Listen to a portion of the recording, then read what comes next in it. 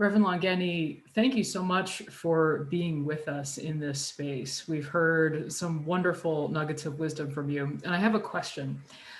Can you give me a sense of what is needed in order to provide a welcoming space for young people who are struggling with the words they would like to have used to describe themselves? Discovering one's identity can be quite the journey. And how can those of us with privilege or power in a youth group or church system be mindful of young people who don't know what they wish to be called yet, who can't quite articulate that? Yeah, that's a really great question. And definitely one that, I'd want to ask a question in return, right? It's how are the adults doing that in the spaces that, youth are showing up?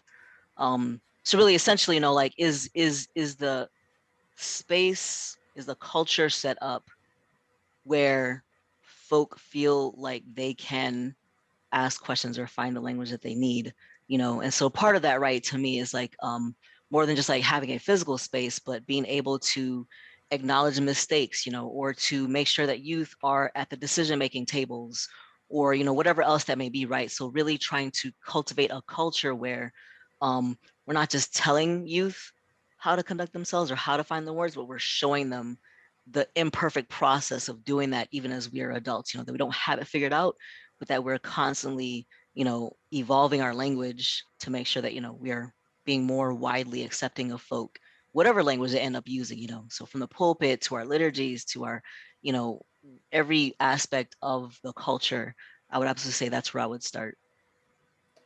I appreciate that because it sounds like it's a holistic answer, right? It's not just in youth group Sunday night. It's really Right, cultivating that space through the right, whole church throughout the week, all the time. right, right.